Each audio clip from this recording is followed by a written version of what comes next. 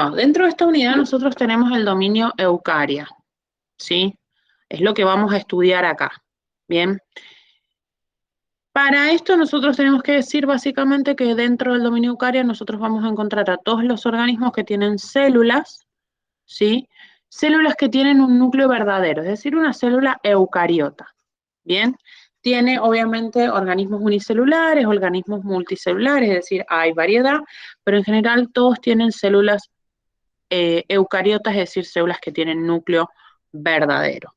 Bien, primero que nada arrancamos con el reino protista, ¿sí? Algo básico, algunas cosas básicas que nosotros vamos a decir sobre los protistas. Dentro de los protistas nosotros encontramos grupos de organismos, o sea, organismos que son muy variados, muy diversos, digamos que pareciera que la única característica que tienen en común es que son eucariotas, o sea, que tienen células eucariotas. Bien, existen algunas otras cosas en común, pero en general, digamos, es como una mezcla de todo, bien, una mezcla de todos los diferentes tipos de organismos que hay que quedaron sueltos sin clasificar, bueno, han venido a parar acá.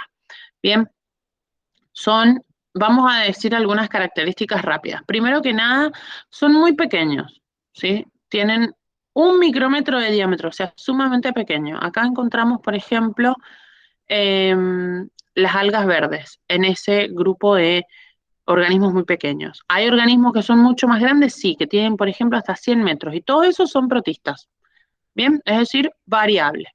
La forma variable, es decir, pueden tener forma esférica, de pirámide, de cubo, de estrella, bien, forma como si fuera de forma de pez, ¿sí? Finita en las puntas y ensanchada en la parte del medio, bien. Hay muchos tipos de formas diferentes, entonces también es muy variable. Como ya dijimos, son todos ellos, estamos hablando en general de organismos que son todos muy diferentes entre sí. Bien, en general, estos organismos, otra cualidad que comparten es que son la mayoría unicelulares, la mayoría microscópicos, ¿sí? Pero tienden a tener un tipo de organización especial que es organización colonial, ¿sí? Algunos otros sí, bueno, sí son multicelulares y tienen más de una célula, pero en general son unicelulares, ¿sí? Y sobre todo microscópicos. ¿Dónde viven el reino protista? El reino protista vive su mayoría de forma acuática, ¿bien? En general viven en el océano, ¿sí? En diferentes cuerpos de agua dulce también, es decir, agua dulce o agua salada, no hay distinción ahí. Estos organismos microscópicos forman parte de algo que se denomina plancton, ¿sí? Que son un montón de organismos microscópicos que flotan, que forman la cadena, la base de la cadena alimentaria eh, de los océanos, ¿sí? De los cuerpos, de los ecosistemas acuáticos. Bien, ahora, estas células, bien, ¿cómo son? Y son células que pueden estar o desnudas o pueden estar cubiertas, bien. Es decir, ¿cómo cubiertas? ¿A qué me refiero con cubiertas? Que pueden estar envueltas en materiales gelatinosos, escamas, o diferentes elementos que tapen o que cubran estas células. ¿Sí? Esos son como algunas características generales. Tenemos otras como por ejemplo que la mayor parte de estos organismos en algún momento de su vida, ¿sí? En algún punto de su ciclo vital, es decir, desde que se desarrolla hasta que muere, ¿sí? Tiene alguna especie de locomoción, ¿sí? Puede, en general, digamos, un movimiento que nosotros podemos llegar a conocer y vincular acá sería la ondulación por cilios y flagelos, pero hay otros movimientos como el movimiento ameboide, ¿sí? Que implica una proyección citoplasmática, es decir, que desde el interior de la célula el citoplasma como que larga, como si fuera un brazo, o mejor dicho, un pie, y eso recibe un nombre particular que se llama pseudópodo, y de esa forma se desplazan las amebas y por eso se llama movimiento ameboide. Otros organismos que no sean amebas realizan este movimiento. ¿Bien? Entonces tienen esta locomoción, ¿sí? Los flagelos, ¿sí? De estos organismos tienen esta misma estructura 9+2 que nosotros ya hemos estudiado y que conocemos, ¿sí? 9 dobletes, ¿sí? De microtúbulos que están alrededor de un doblete central, ¿sí? O sea, en el medio. Bien, ¿cuál es la forma de vida de estos organismos? Súper variada. Hay organismos que son flagelados, otros que son ciliados, bien, ameboides, encapsulados. Hay un montón de formas de vida diferentes. En general son de vida libre, o sea, muchos de ellos son de vida libre, pero muchos forman asociaciones simbióticas, es decir, conviven constantemente con otro organismo, bien, que les provee nutrientes o protección, o sea, reciben alguna especie de beneficio. Bien, entonces algunos van desde mutualismo, en el cual ambos organismos se benefician, o parasitismo, donde únicamente uno, digamos, donde hay un organismo que se alimenta de plantas y animales, obviamente causando una reacción perjudicial, ¿sí? Bien, en cuanto a ciclos de vida, estos organismos en general, digamos, son organismos que son simples, ¿bien? ¿Qué quiere decir? Que tienen una sola forma de vida, una forma de vida básica, ¿bien?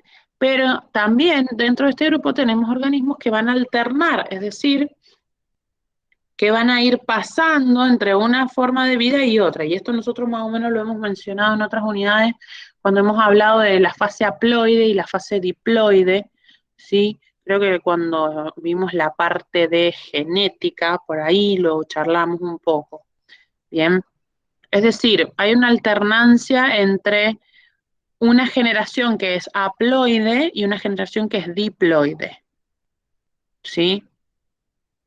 Bien, entonces, pueden haber más formas, sí, pero depende mucho de la especie, es decir, no es algo que podamos generalizar.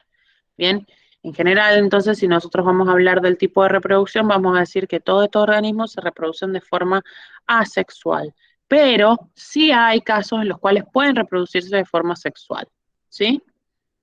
Que implica, digamos, la unión de gametas, bien, o sea, el gameta masculina, gameta femenina, pim, se unen, hay fecundación, ¿sí? Bien, la fusión de las gametas para dar lugar a un cigoto. ¿Cómo se alimentan? Generalmente algunos son autótrofos, algunos son heterótrofos, bien, es decir, heterótrofos que pueden ser de diferentes clases, es decir, fagótrofos que son aquellos que van a ingerir presas, osmótrofos que son aquellos que absorben moléculas del ambiente, ¿sí? Algunos van a ser parásitos o simbiontes, es decir, que van a digerir materia orgánica de otros seres vivos, y algunos van a ser saprótrofos, perdón, que quiere decir que ingieren materia orgánica de cuerpos muertos. Bien, eso todo dentro de los organismos heterótrofos. Otros pueden ser mixótrofos, es decir, que son en simultáneo, a la vez, autótrofos y heterótrofos, o es decir, fotosintéticos y heterótrofos. Bien, o fotosintetizadores, mejor dicho. ¿Sí? Acá, digamos, en cuanto a morfología, más que nada morfología del núcleo, ¿sí? Nosotros siempre tenemos que tener presente que estamos hablando de una célula procariota, bien, pero, perdón, estamos hablando de una célula eucariota, me confundí, ¿sí? Nosotros tenemos que tener presente que estamos hablando de una célula eucariota, entonces hay un núcleo verdadero, perdón, me confundí con que estaba hablando de bacteria por un segundo, ¿sí? Entonces, hay núcleo, ¿bien? Tenemos un núcleo definido. Ahora, puede haber uno o puede haber muchos núcleos, ¿sí? Los núcleos pueden ser idénticos o pueden ser diferentes, es decir, un gran núcleo y un núcleo pequeñito, un macronúcleo, micronúcleo, ¿sí? Bien, esto en general, como para hablar de los protistas y decir, bueno, estos son los protistas, tratemos de entenderlos así, ¿sí? Bien, ahora, ¿cómo se clasifican los protistas? Bien, y a esto les pido que ustedes miren la página 3 de esta unidad, donde tienen una especie, un esquema, bien, de todos los organismos. ¿Lo pueden ver? ¿Ustedes tienen a mano? Sí, profe. Bien, entonces ahí ustedes ven todos organismos, ¿sí? Que pertenecen, digamos, son los principales grupos pertenecientes al reino protista, y de acá nosotros vamos a estudiar algunos, unos muy poquitos, muy brevemente, ¿sí? Fíjense, nosotros vamos a estudiar únicamente de acá. Diplomonadidas y parabasálidos, bien, que los tenemos en la parte superior del esquema. Vamos a estudiar también de forma muy brevemente euglenozoos, ¿sí? Y también vamos a estudiar de forma muy breve alveolados y amebozoos. Bien, esos son como los 4 grupos, los diferentes grupos que nosotros vamos a mencionar. Como les digo, de forma muy general, ¿sí? No vamos a complicarnos mucho la vida con esto, ¿sí? Dentro de diplomonadidas y parabasálidos, nosotros estamos hablando de organismos unicelulares, ¿bien? Que no tienen plástidos y tienen unas mitocondrias que son especiales, unas mitocondrias que están modificadas, no son mitocondrias comunes, ¿bien?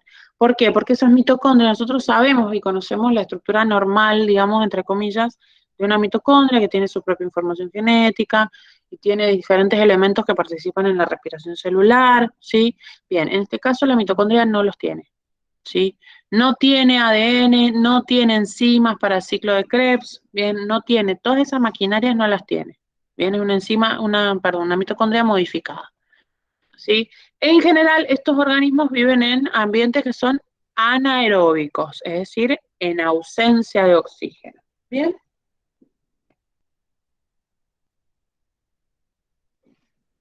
¿se entendió esto?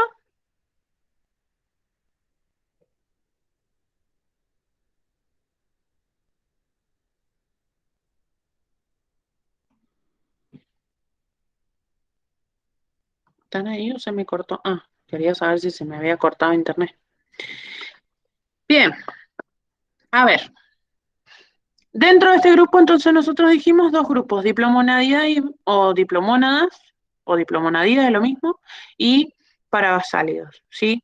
Las diplomonadidas nosotros estamos hablando de organismos que tienen dos núcleos del mismo tamaño, muchos flagelos, ¿sí? Y un ejemplo de este organismo es un protista que se denomina Giardia intestinalis, bien, que es un parásito que habita en el intestino de los mamíferos y causa una patología.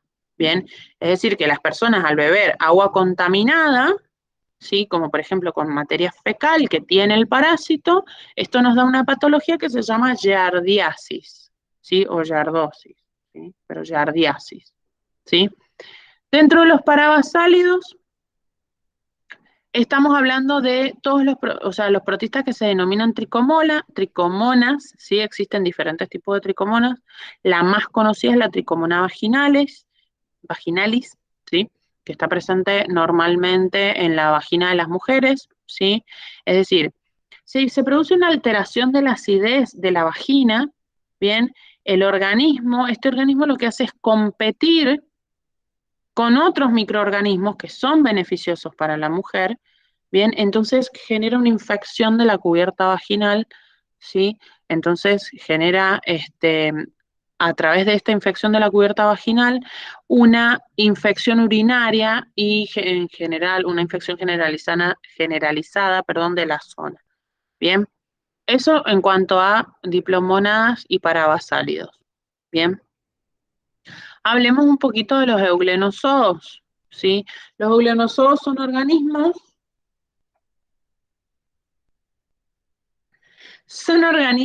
que son heterótrofos, son predadores, ¿bien?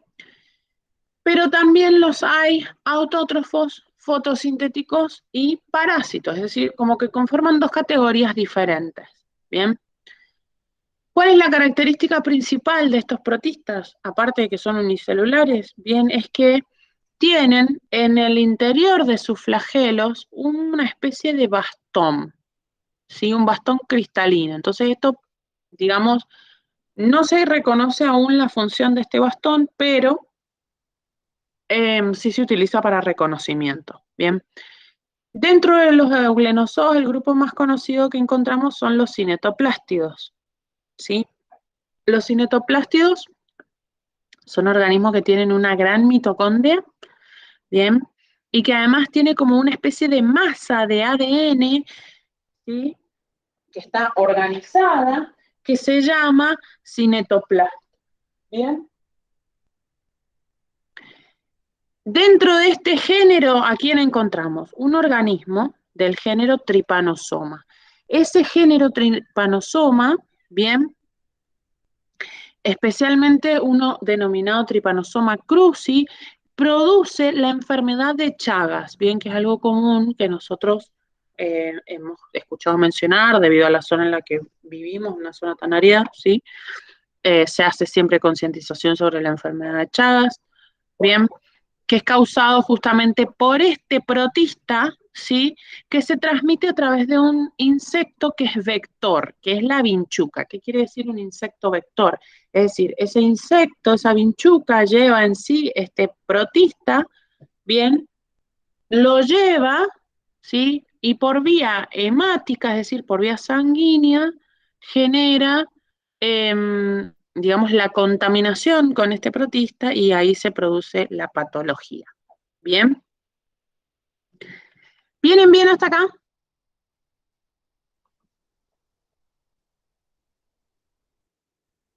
¿Me escuchan? ¿Se durmieron? No, Sí, profe, sí se Ah, escucha. bueno. Bien. Aguárdenme un segundito, porfa, que se me ha trabado un toque el internet. Aguárdenme un segundo.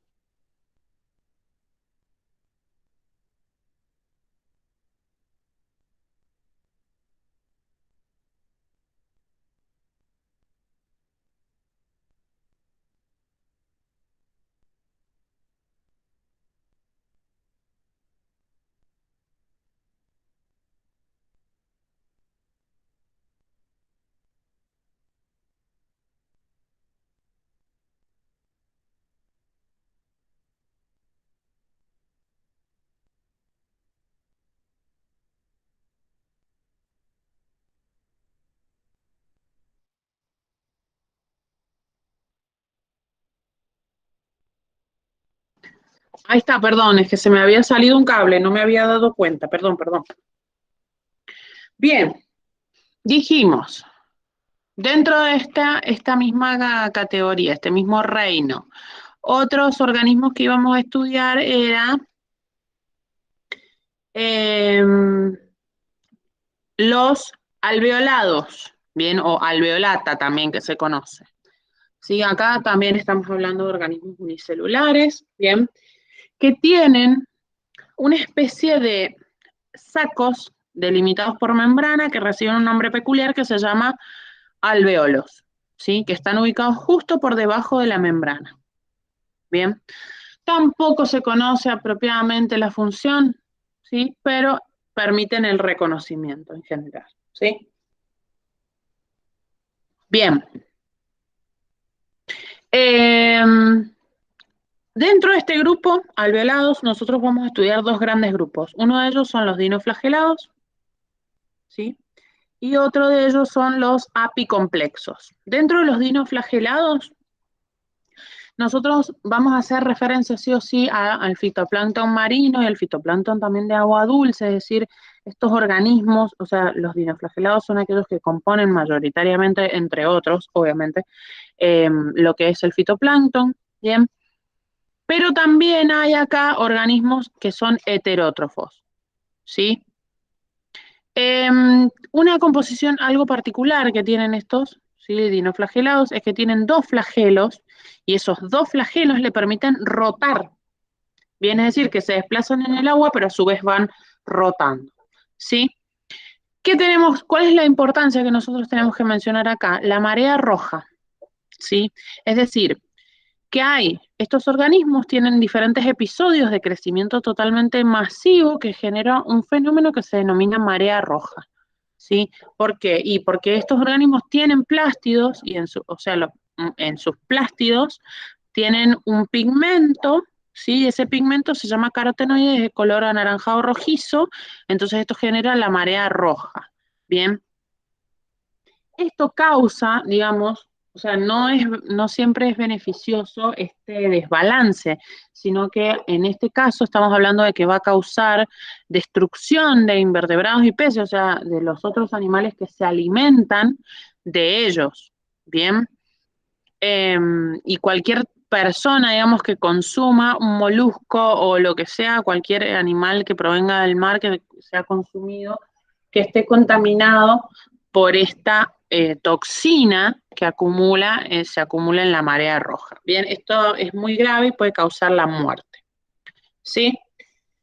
Bien, dijimos el otro grupo, apicomplexos. Bien, también se llaman esporozoos, ¿sí? En general, acá estamos hablando de animales que son heterótrofos y son parásitos de otros animales, ¿sí? Están vinculados casi siempre los apicomplexos a patologías graves, ¿sí? Patologías bastante serias. Bien, ¿cómo se diseminan acá? Bien, que es característico como de este grupo, ¿sí? Se diseminan estos parásitos, bien, en el huésped por medio de una célula infecciosa. ¿Sí? Esa célula infecciosa se llama esporocito o esporozoito, depende, bien, pero es una célula infecciosa particular que acarrea ese parásito. ¿Sí? La mayoría de estos parásitos, eh, por ejemplo, uno de ellos causa una enfermedad conocida como el paludismo, ¿sí?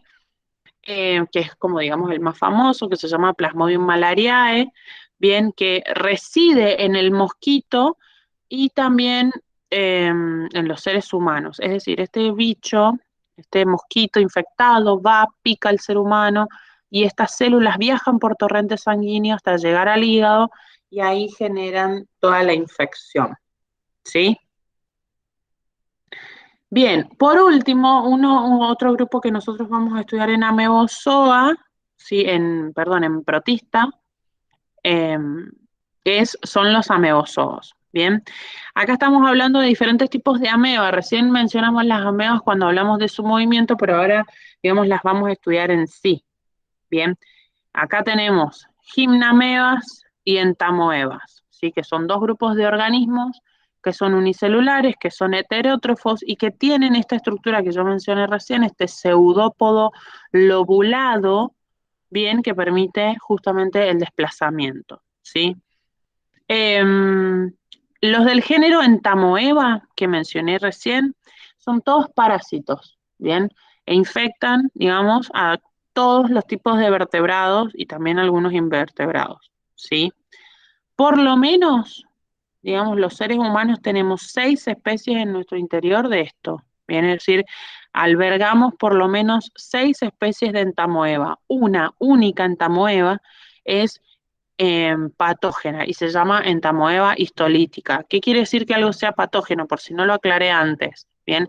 Que algo sea patógeno quiere decir que eh, nos causa una enfermedad, una patología, justamente. Bien, este organismo particular, entamoeba histolítica, genera algo que se llama disentería mediana, que, digamos, también se disemina por la ingesta de agua o de diferentes alimentos que están contaminados, ¿sí? O por la contaminación cruzada de los elementos cuando cocinamos. Bien, por eso es muy importante siempre en este apartado, digamos, que se estudia en los reinos, surge esta conversación sobre la importancia del lavado de los vegetales, las frutas y las verduras, correctamente, el lavado y la desinfección, no realizar contaminación cruzada, lavarse frecuentemente las manos al momento de cocinar, siempre que estemos trabajando con carne cruda, utilizar elementos particulares para la carne, bien, y no mezclar, sobre todo no mezclar. Bien, con lo que cortamos una cosa no cortamos otra y así, bien. Ah, la primavera, perdón. Bien, eso es todo lo que nosotros necesitamos saber sobre el reino protista. Ahora vamos a hablar del reino fungi, ¿sí? Muy básica la información que nosotros vamos a decir sobre el reino fungi, lo mismo que muy básica la información que nosotros vamos a decir sobre el reino Plantae. Bien, lo que más vamos a ver es reino Animalia. ¿Sí? Bien, entonces, reino fungi. ¿Sí? La mayoría de los hongos, salvo las levaduras, bien, la mayoría de los hongos son multicelulares. Bien. Un fragmento fúngico o fúngico, como le quieran decir, digamos una porción, se llama hifa. Bien. Todas las hifas de un solo hongo, de un solo organismo, se denominan en conjunto micelio. ¿Sí? Ese cuerpo fúngico que está formado por el micelio es microscópico. Bien, es decir, que a simple vista no lo podemos ver. Es decir, que nosotros estamos hablando a nivel celular. Bien, ¿cómo es a nivel celular? ¿Sí? Las hifas pueden tener septos, es decir, estar divididas, ¿bien? O pueden no tenerlos, es decir, carecen o tienen septos o también tabiques, ¿sí? Si no tienen septos o tabiques, estas hifas se llaman cenocitos. Cenocitos. Es decir, que hay muchos núcleos en el citoplasma. Y si no, son tabicadas, es decir, que cada citoplasma tiene su núcleo. Bien. Bien. Las paredes de estas hifas, estas células especiales, ¿sí? Están compuestas fundamentalmente por quitina, que es esto que yo les mencionaba anteriormente, ¿sí? Las paredes celulares están compuestas por quitina, en el caso del reino fungi. Bien, acá, cuando nosotros hablamos de reino fungi, ya estamos hablando de organismos que son heterótrofos, ¿sí? De diferentes formas, pero heterótrofos, en fin, sí, pueden ser parásitos, pueden ser simbiontes, pueden ser saprobios, sí, pero son heterótrofos, ¿bien? Almacenan sustancias de reserva, como que, como glucógeno y como lípidos, ¿sí? Las paredes celulares de estos organismos, como nosotros ya dijimos, que tienen quitina, son rígidas, ¿bien? Entonces los hongos no pueden englobar, digamos, organismos, es decir, por fagocitosis, o sea, no pueden englobar organismos eh, y otras partículas, no pueden hacer eso porque sus paredes, como dijimos, son rígidas, entonces secretan una enzima digestiva sobre el alimento que van a consumir, digamos, sobre ese alimento, esa molécula que les va a proveer alimento, para poder absorber las moléculas más pequeñas que se hayan degradado producto de esta secreción enzimática que van a alargar sobre aquello que se van a comer, entre comillas. Bien. Cuando hablamos de hongos, estamos hablando que tienen una importancia en el ecosistema muy importante, como por ejemplo, ¿sí? Son los organismos descomponedores, ¿sí? Los principales organismos descomponedores de la materia orgánica. Bien, entonces esto a nivel ecosistema es muy importante, ¿sí?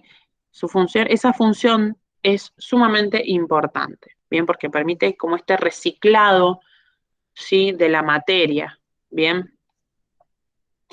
Ahora, nosotros decimos, bueno, sí, hay hongos que sí son beneficiosos en general para el ambiente y todo, pero también hay hongos, digamos, que son perjudiciales para la salud, ¿bien?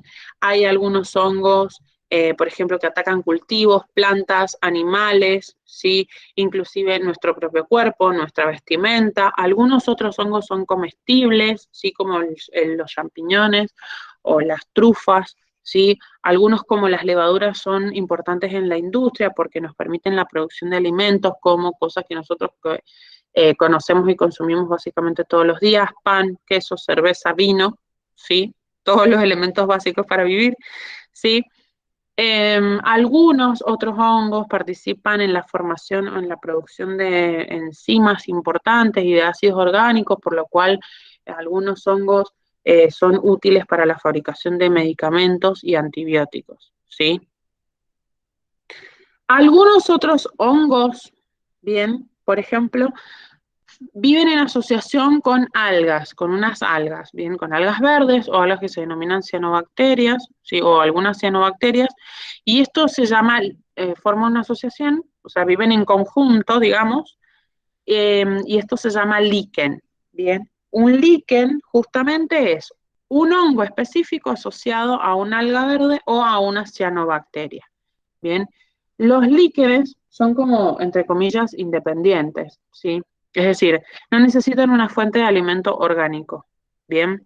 Pueden permanecer vivos los líquenes sin que se desequen o aunque se desequen, incluido ahí en ese momento, igual van a mantenerse vivos. En general, únicamente requieren de la luz solar, del aire, ¿sí? Y algunos minerales. Bien, aparentemente estos minerales los absorben del sustrato, ¿sí? Por eso, por ejemplo, algunas de estas especies se encuentran sobre tipos específicos de rocas o tipos de suelos o troncos de árboles, bien, entonces desde allí pueden captar alguno que otro mineral, pero en general los líquenes captan a través de la lluvia y del aire, ¿sí? Donde hay un líquen implica que el ambiente está limpio, ¿sí? Este es un ambiente limpio y no contaminado, ¿sí? Son marcadores de ecosistemas que están en buen estado, por así decirlo. Bien.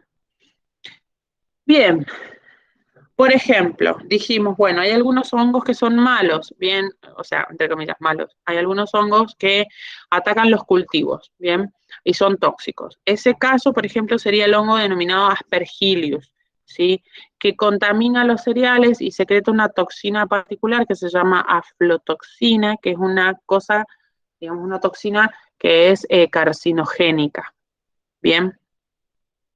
Hay otro tipo de hongos, sí, como por ejemplo un hongo que se denomina Claviceps purpúrea, sí, que, digamos, si se muele con el centeno, esto es parte del centeno, ¿sí? Si se muele con el centeno, digamos, y todo esto queda contaminado, y digamos, nosotros consumimos la harina que se fabrica con eso, ¿sí? Las toxinas pueden causar una enfermedad que se denomina ergotismo, y esa enfermedad está caracterizada por gangrena, espasmos nerviosos, alucinaciones, demencia, ¿sí? Una enfermedad bastante severa.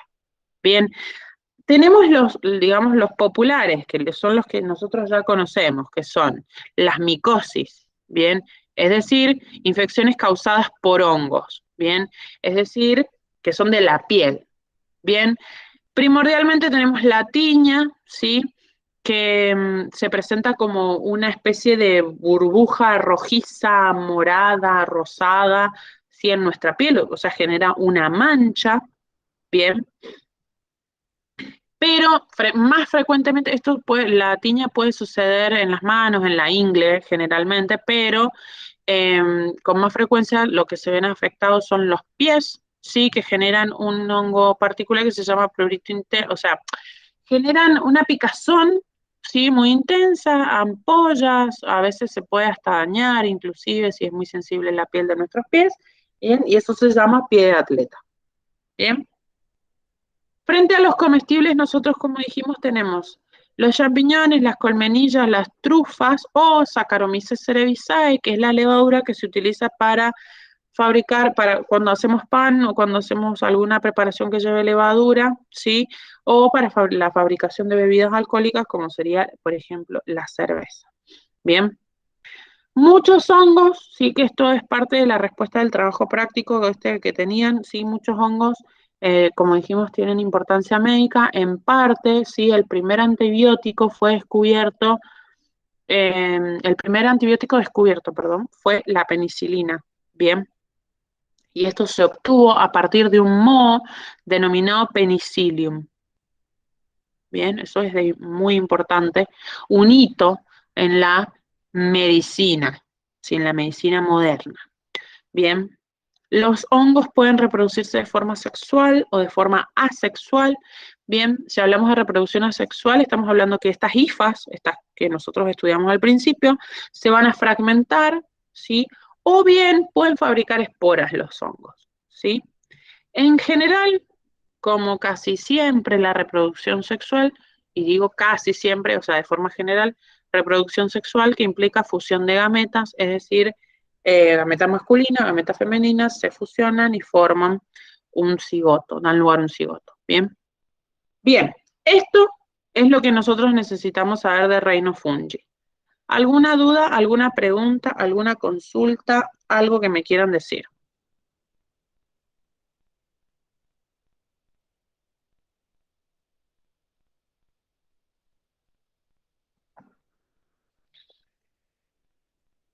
¿Vienen bien? Sí, profe. Bueno, sé que es mucha información rápida. Bien, no se preocupen.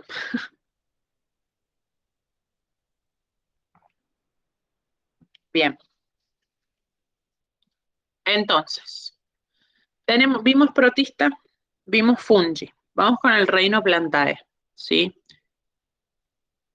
Muy básico lo que nosotros vamos a ver de este reino, ¿sí?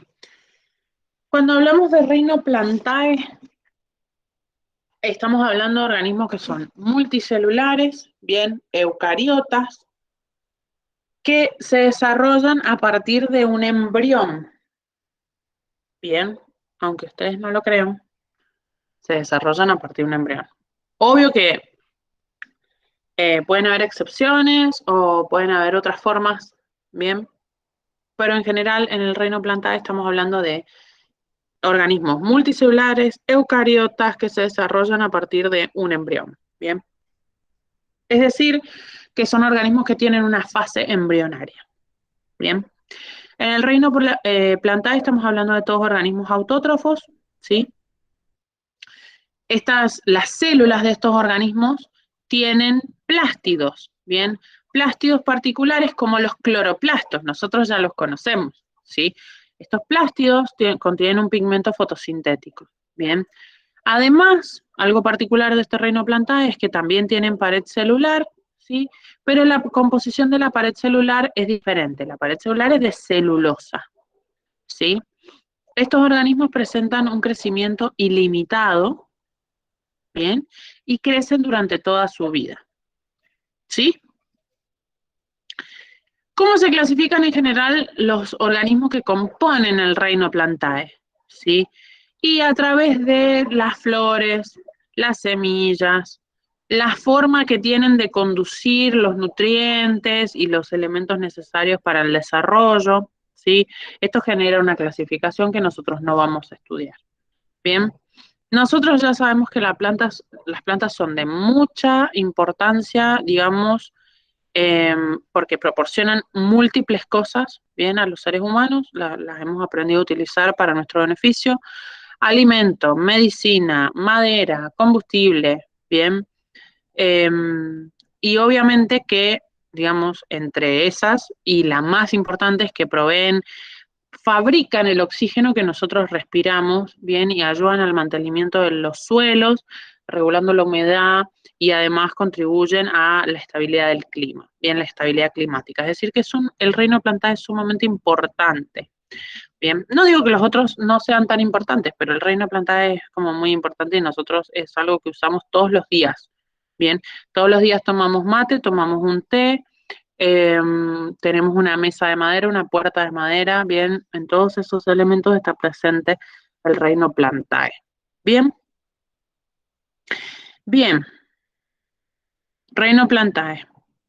Fíjense que ustedes tienen una diferencia, un cuadro, perdón, en la página 9 del cuadernillo que tienen un cuadro comparativo entre el reino fungi y reino plantae. Bien, es decir, de acorde a características que nos interesa comparar y nos interesa analizar. Bien, por ejemplo, tipo celular, membrana, pared, núcleo, cromosomas, ribosomas, plástidos, lisosomas, complejo de Golgi. Bien, es decir, dentro de estas, si bien son como, a veces se los considera como muy parecidos, pero hay diferencias y es importante reconocer esas diferencias. Bien, ambos reinos son eucariotas, ¿sí? Ambos reinos tienen membrana celular, ambos reinos tienen pared celular, pero la composición es diferente. Para el reino fungi es de quitina, para el reino plantae es de celulosa, ambos tienen núcleo, ambos tienen cromosomas, ambos tienen ribosomas, ¿sí? En reino fungi no tienen plástidos, en reino plantae sí. En reino fungi sí hay lisosomas, en reino plantae hay muy poquitos. Ambos tienen complejo de Golgi, ¿sí? El reino plantae es caracterizado sus células por poseer una vacuola, ¿sí? La célula vegetal es una célula que tiene esta gran vacuola central que nosotros más o menos hemos estudiado cuando hemos estudiado la unidad de células justamente, ¿sí? Ambas tienen mitocondrias, ¿bien? En reino fungi hay peroxisomas y en reino plantae sí hay peroxisomas, pero son un tipo particular que se llama glioxisomas, que esto también lo hemos estudiado, y ambos reinos tienen retículo endoplasmático. ¿Bien? ¿Se entendió esto? ¿Vienen bien? ¿Dudas, preguntas, consultas? No, profe. Bien. Bien. Bueno, sé que voy muy rápido, lo sé, sí, pero esta parte, o sea, parece mucho, pero es cortito, es muy cortito, sí, entonces quiero como que pasemos, este, no le demos tanta bola, quiero que podamos llegar a lo de tejidos, a toda la parte de biología humana que les va a interesar mucho, sí. Bien, entonces ahora sí vamos a hablar del reino animalia. Bien, perfecto. ¿Qué cosas nosotros tenemos que saber, digamos, cuando hablamos del reino animalia? Bien, automáticamente, si nosotros decimos animal, decimos perro, gato, caballo, no sé, delfín, por ejemplo, o sea, los animales comunes. Bien, hay múltiples tipos de animales diferentes que no son esos animales que estamos mencionando. Es decir, hay organismos como, por ejemplo,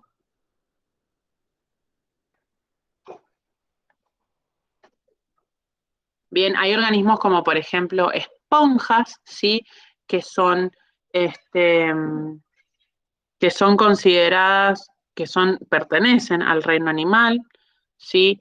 Las estrellas de mar, los corales, bien, hay muchas cosas que son animales que nosotros no nos esperamos quizás que sean. Bien, entonces tenemos algunas características generales que cabe mencionar. Bien, en general, sí, en cuanto a estructura celular y organización, estos organismos son pluricelulares, carecen de pared celular. Una característica particular es que estos organismos tienen motilidad, es decir, ya sea en algún momento de sus vidas, ¿sí? O a lo largo de todo su desarrollo, estos organismos se han desplazado para obtener alimento. Bien. Eso es como las características generales que nosotros tenemos que conocer, ¿sí? Todos eucariotas, todos multicelulares, ¿sí? Acá nosotros vamos a encontrar un nivel de organización distinto en el cual las células, ¿sí? Están especializadas para realizar funciones, ¿bien? Para realizar funciones sobre todo específicas, ¿sí? Es decir, acá vamos a encontrar niveles de organizaciones diferentes como tejido, como, como órganos, ¿sí? Propiamente, en algunos de todos estos grupos que componen el reino animal, ¿sí? En general pueden tener diferentes hábitats, ¿sí? Vida libre, pueden ser terrestres, pueden ser acuáticos, pueden ser parásitos, los hay de todos tipos, ¿bien? Para su nutrición nosotros vamos a decir que estos animales son heterótrofos por ingestión, bien, es decir, que ingieren una presa, ¿sí? O sea, existe la ingesta, hay un tracto digestivo de alguna forma que permite la digestión de esto que ha consumido ese organismo y el aprovechamiento de lo que eso que consumió, ese alimento que consumió, absorber los nutrientes, ¿sí? Y toda la agua que contenga, etcétera. Bien, a eso hace referencia. La reproducción puede ser sexual, bien, típicamente sexual, pero también puede ser asexual, ¿sí? Puede ser sexual de dos maneras. Algunos organismos van a ser hermafroditas, es decir, que en un mismo pie, o sea, en un mismo organismo, están ambos aparatos reproductores, es decir, masculino y femenino, ¿bien? O pueden ser sexos separados, ¿bien? Entonces hay un organismo típicamente masculino, ¿sí? O macho y un organismo típicamente hembra, ¿sí? Bien, ¿qué vamos a estudiar nosotros de este reino? ¿Sí?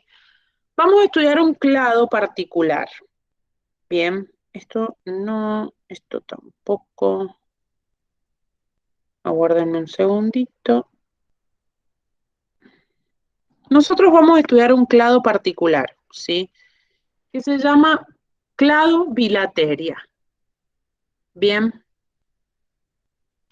Ustedes fíjense que tienen, ahí tienen, me parece, una diapositiva anterior, que es esta de la clasificación, ¿sí? ¿Qué quiere decir esto? Esta clasificación que estamos viendo en la pantalla, si no, ustedes tienen una bastante similar en la página 10 de la teoría, ¿sí? Acá, en esta clasificación, nosotros podemos ver, ¿sí? ¿Cómo? O sea, ¿qué implica esto? Bien. Nosotros vemos en la parte inferior, bien, un organismo característico, que en este caso es un coanoflagelado colonial ancestral. Bien. En la parte superior vemos un organismo representante en la actualidad, es decir, porífera, que son las esponjas. Bien. Después aparece, digamos, una división que dice eumetazoa, ¿sí? Que implica que para llegar desde el coanoflagelado colonial ancestral hasta esa clasificación eumetazoa, estamos hablando de que hay una división, ¿sí? Hay una aparición de una o varias características que son muy distintivas, que permiten diferenciar a ese coanoflagelado de ese organismo que nosotros a partir de ahora vamos a llamar eumetazoa, que es el reino, digamos, eu es verdadero, entonces zoa son animales, serían como los animales verdaderos, son aquellos contemplados en esta clasificación. Bien, dentro de esa clasificación nuevamente aparece otra serie de características distintivas que nos permiten diferenciar dentro de esos eumetazoa a este clado bilateria y dentro de este clado bilateria una nueva diversificación que nos permite diferenciar la acorde a la deuterostomía o a los deuteróstomos, ¿sí? Esto incluye como diferentes grupos de animales y que ya vamos a ver un poquito más a continuación, que vamos a ver más o menos lo que es el clado bilateria, ¿sí? Como dije, nosotros vamos a ver como este power está como muy completo. Nosotros no vamos a ver todas estas características, digamos, tan puntualmente, sino que las vamos a analizar como de forma más general. Bien, así que si surgen dudas, siempre remóntense a a lo que tienen ustedes en el cuadernillo, ¿sí? Bien. Cuando nosotros hablamos de clado bilateria, en general estamos hablando de especies, eh, incluye primordialmente a la gran mayoría de los animales, ¿sí? Y está formado por animales que tienen simetría bilateral y desarrollo triblástico. ¿Qué implica esto? Bien, esto de simetría bilateral, bien, implica que este cuerpo, o sea, el cuerpo de un animal, ustedes pueden mirarse ustedes al espejo o mirar a su perro para entender esto de forma un poco mejor, bien. Este cuerpo se organiza a lo largo de un eje longitudinal, es decir, un eje desde la cabeza hasta los pies, bien. Ese eje longitudinal nos permite diferenciar dos mitades, mitad derecha y mitad izquierda, que no son iguales, sino que son imágenes especulares. Bien, son imágenes especulares. ¿Sí? Aparte de esta mitad derecha y esta mitad izquierda, nosotros tenemos diferenciado de forma notable, una parte superior y una parte inferior. Bien, es decir, un lado dorsal y un lado ventral. Es decir, miren la imagen que tienen en la pantalla, porque esto les va a ayudar, ¿sí? Dorsal, bien, el dorso, piensen ustedes, bien, ¿sí? Es decir, dorsal es atrás y ventral es adelante. Es decir, que si estamos de nuevo referenciando nuestro propio cuerpo y nos miramos al espejo, bien, dorsal sería nuestra espalda, nuestra porción de nuestra espalda, y ventral sería la porción que contiene nuestra cara, por así decirlo. Bien. En general, la mayoría de los animales bilaterales tienen, digamos, bien diferenciada una cabeza y una cola. ¿Sí? Es decir, un extremo anterior y un extremo posterior. ¿Bien? Esto como en general, ¿sí? ¿Qué es la simetría? A ver, cuando nosotros hablamos de simetría de animales, ustedes piensen en una pizza y piensen en otras cosas que pueden dividir en porciones y qué es lo que ven, ¿bien? Si ustedes ven una pizza, la pizza redonda, no importa cómo la corten, siempre es igual. Entonces eso se llama simetría radial. Bien, eso tienen otros animales, ¿sí? Nosotros, los animales triblásticos, bien, es decir, los animales que pertenecen a este clado, tienen simetría bilateral. Bien, bien, ¿sí? Ahora, ¿qué es otra cosa que nosotros tenemos que tener en cuenta sobre este clado, al estudiar este clado? Bien, en general, en estos animales, ¿sí? De nuevo, piensen en el ejemplo más cercano que tengan o inclusive ustedes mismas, ¿sí? En muchos de estos animales, ¿sí? Las células sensoriales están localizadas en el extremo anterior, ¿sí? Piensen, nuestro extremo anterior es nuestro extremo donde está nuestra cabeza, ¿sí? Aparte de que están localizadas en este extremo anterior, bien, hay hay células nerviosas presentes, ¿sí? Que están dispuestas en una forma particular que forman, bien, algo que nosotros vamos a denominar ganglios, que son precursores del cerebro, ¿sí? Entonces, hay como una parte, un esbozo de sistema nervioso, ¿sí? No le podemos llamar sistema nervioso en sí, porque no todos los animales tienen o poseen un sistema nervioso. Bien, esto va a variar, bien, pero sepan que es como si fuera, como que hace referencia a eso, bien. Además, ¿sí? En esta misma zona anterior, ¿sí? Nosotros, en este mismo extremo anterior, nosotros vamos a encontrar eh, todas las estructuras que son útiles para captar, o sea, capturar e ingerir presas, ¿sí? También están en esta porción, tanto, salvo, digamos, más allá de que las estructuras que permiten la digestión están normalmente situadas en la región posterior, es decir, piensen en nosotros, en nuestro abdomen, ¿sí? En nuestra zona abdominal, ¿sí? Donde tenemos la zona rectal, etcétera. Bien.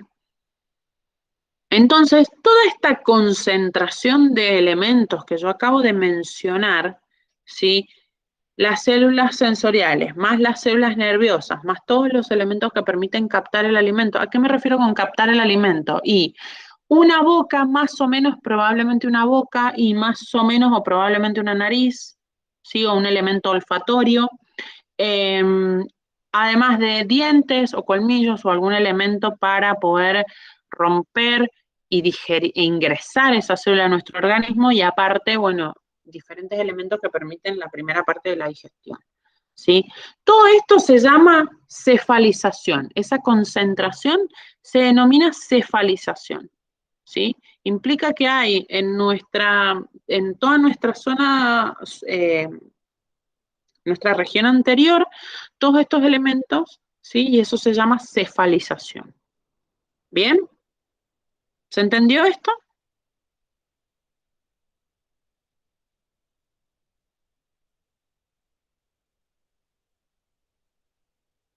¿Alguna duda, alguna pregunta?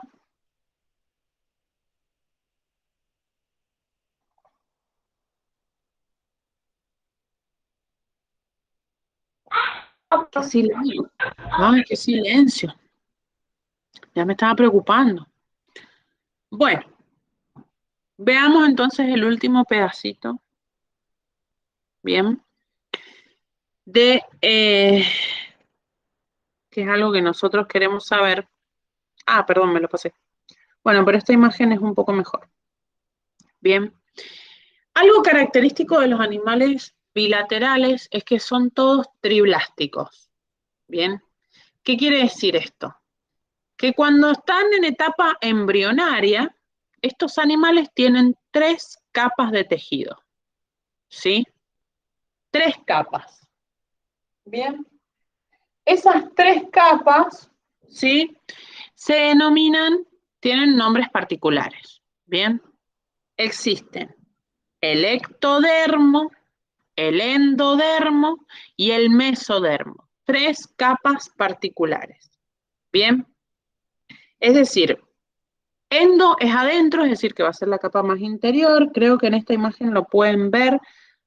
Me parece que se ve, ¿sí? El endo, el meso y el ecto. Bien, endo es adentro, ecto es afuera y meso es en el medio. ¿Sí? Es decir, entre la capa externa e interna hay una capa de tejido, ¿sí? Que se llama mesodermo. Bien. Digamos, esto creo que es bastante difícil de entender porque requiere como una abstracción de comprender que estamos hablando a nivel embrionario, es decir, algo que no podemos ver típicamente, ¿bien? Pero cuando nosotros hablamos de estas capas, ¿sí? Lo primordial que tenemos que entender es que estas capas lo que permiten es el origen de diferentes tipos de tejidos especializados en el adulto, ¿sí? A ver, quizás es algo que nosotros no hemos pensado, pero deberíamos reflexionar, porque es decir, nosotros no nacemos del porte que tenemos al día de hoy, ¿bien? Sino que transcurrimos una etapa de desarrollo, desde que mm, nos gestamos, es decir, estamos en etapa gestacional, etapa embrionaria y etapa fetal, ¿sí? Hasta lo que somos el día de hoy. Es decir, no cabe en un embrión pequeñito todos los tejidos y todos los órganos y todas las cosas que tenemos ahora. Bien, entonces para eso necesitamos estas capas de tejido que van a dar lugar, ¿sí? A todas las otras estructuras que luego se van a ir desarrollando con el paso del tiempo, ¿bien? En el animal adulto. Estas capas se llaman capas germinales, ¿sí? Como tenemos 3, somos triblásticos. Hay algunos otros que son diblásticos, sí, bien, que creo que es el primero que ustedes ven ahí, ¿sí? En la esquina superior e izquierda de ustedes. Bien. Ahora, y con esto ya vamos a terminar. Los animales triblásticos se pueden, o sea, los podemos agrupar en 3 categorías, de acuerdo a si hay o no, o sea, si está presente o no, una cavidad en el cuerpo. Es decir, en este mismo cuerpo embrionario que nosotros estábamos haciendo mención recién. Bien, esa cavidad le vamos a poner un nombre, porque no podemos decir simplemente cavidad, sino que vamos a ponerle el nombre de celoma. Bien, ¿sí? Entonces vamos a clasificar acorde está presente o está ausente esta cavidad. ¿Sí? ¿Cómo vamos a clasificar a los animales? En 3 categorías diferentes. Acelomados, pseudocelomados o celomados, o también se llaman eucelomados. Los acelomados son aquellos que no tienen celoma directamente, ¿sí? A, el prefijo a significa sin, entonces acelomado quiere decir sin celoma, ¿bien? Sí son triblásticos, es decir, sí tienen 3 capas, ¿bien? Y esas capas están íntimamente adosadas, pero no tienen el celoma, ¿sí? Los pseudocelomados ya son organismos que sí tienen una cavidad, bien, pero la cavidad está puesta en un lugar diferente, ¿sí? Porque típicamente en los organismos celomados, ¿sí? Estas tres cavidades, o sea, nosotros tenemos las tres capas, perdón, bien, y ese celoma está desarrollado dentro de la capa media, es decir, en el mesodermo. Miren en la imagen inferior derecha, ¿sí? Donde se puede ver claramente. En el caso de los pseudocelomados, ¿sí? Esta capa está desarrollada en otra porción, está desarrollada entre el endodermo y el mesodermo. ¿Sí? No es, por eso no es considerado un verdadero celoma, ¿sí? ¿Bien? ¿Se entendió esto, más o menos?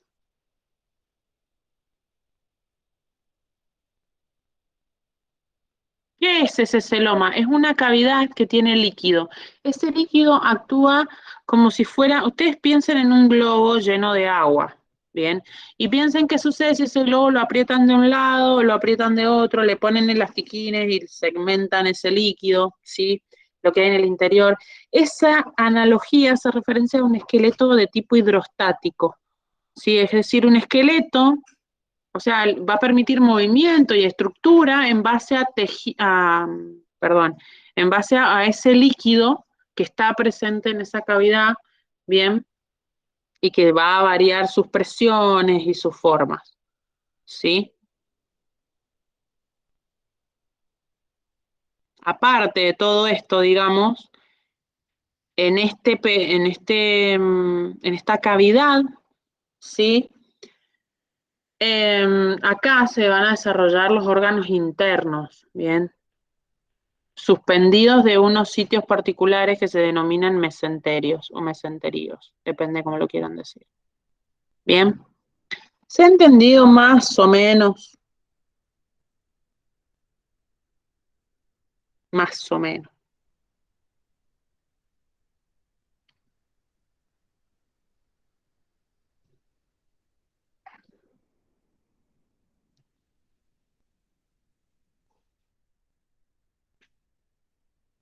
Sí, profe. Bien. ¿Qué vamos a hacer? ¿Sí? Vamos a dejar hasta acá, porque todavía nos falta una porción, pero bueno, no nos da el tiempo, entonces bueno, vamos a dejar hasta acá. ¿Sí? La clase que viene vamos a terminar de ver esta partecita y vamos a rendir el trabajo práctico evaluatorio de esta unidad, ¿sí? Que yo se los voy a enviar para que ustedes lo tengan por las dudas, ¿sí? Lean esta unidad. Ustedes se van a dar cuenta cuando la lean que no es tan compleja, sino que simplemente tiene muchas cosas nuevas juntas que nosotros las hemos visto también en muy poco tiempo. Entonces por eso se pone todo como un poco más complejo. Bien. Lean la unidad y como dije, la clase que viene vamos a terminar de ver esta parte que nos falta, que es muy poquito, y vamos a realizar el trabajo práctico evaluatorio. ¿Sí?